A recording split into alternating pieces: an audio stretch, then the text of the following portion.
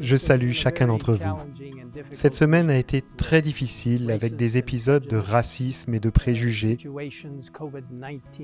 dus également au Covid-19 qui se sont produits partout dans le monde, des bouleversements économiques, du chômage et bien d'autres défis à travers la planète.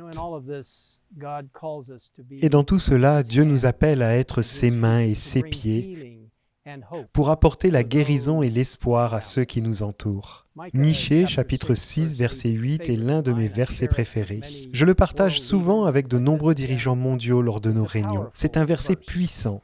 Il est dit « On t'a fait connaître ô homme ce qui est bien, et ce que l'Éternel demande de toi, c'est que tu pratiques la justice, faire ce qui est juste. » Mais vous savez quoi ? Nous ne faisons pas toujours ce qui est juste. Et ainsi, le Seigneur nous dit en second lieu d'aimer la miséricorde. Dieu fait preuve de miséricorde envers nous. Nous devons faire preuve de miséricorde envers les autres, les aider dans les moments difficiles, prendre soin d'eux et leur accorder une attention particulière. Et puis le texte continue en disant « Et que tu marches humblement avec ton Dieu ».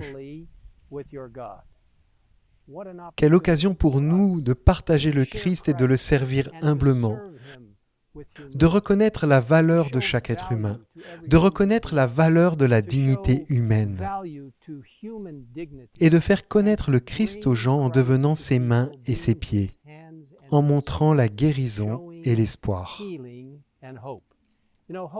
L'espoir est si important et si nécessaire aujourd'hui, comme ces dernières semaines pendant toute la pandémie du coronavirus, ce Covid-19. La semaine dernière, nous nous sommes concentrés sur les psaumes et lors des 2 précédentes rencontres sur Matthieu 24, nous avons abordé des passages d'espoir et d'encouragement.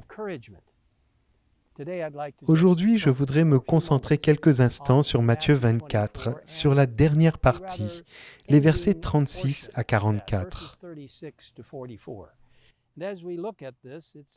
Il est dit, « Pour ce qui est du jour et de l'heure, personne ne le sait, ni les anges des cieux, ni le Fils, mais le Père seul. Seul le Père sait quand le Christ reviendra, mais nous savons que cela se produira bientôt. » Puis il parle du temps de Noé au verset 37 et au verset 28. Il dit qu'il en sera de même. Les gens vivaient, mangeaient, buvaient et se mariaient, sans savoir quand l'événement annoncé allait se produire, jusqu'à ce que le déluge vînt et les emporta tous.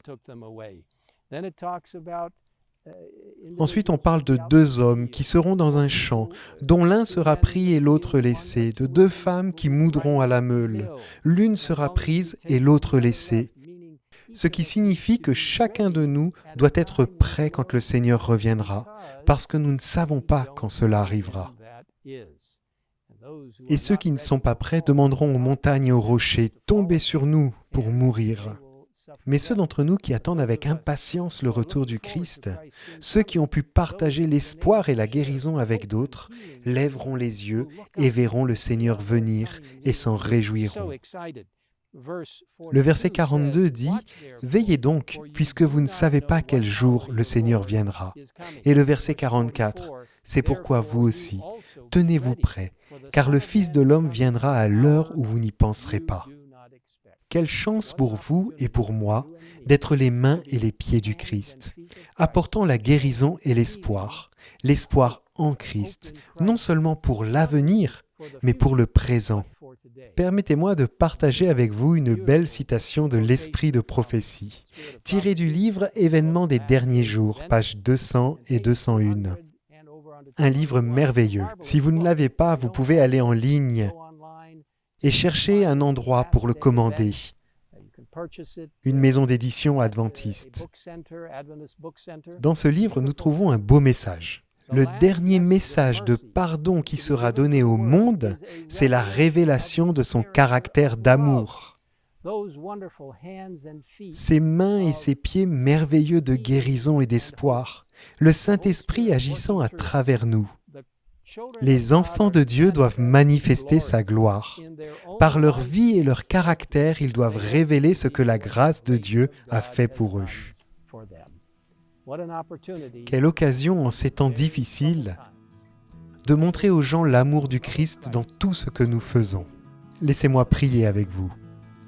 Notre Père qui es aux cieux, nous te remercions pour ce merveilleux encouragement et pour l'espoir que nous avons en Jésus qui reviendra bientôt, et pour la vie que nous pouvons vivre en abondance ici sur cette terre, alors que nous partageons avec d'autres d'une manière sensible et attentive le message, devenant les mains et les pieds de la guérison et de l'espoir. Que l'amour du Christ coule à travers chacun de nous, afin que les gens soient attirés vers le Seigneur et connaissent le message des 3 anges et que Jésus revienne bientôt, alors que nous le servons chaque jour, aidant les autres à suivre les traces du Christ. Nous te remercions de nous écouter. Au nom de Jésus-Christ. Amen. Jesus Christ. Amen.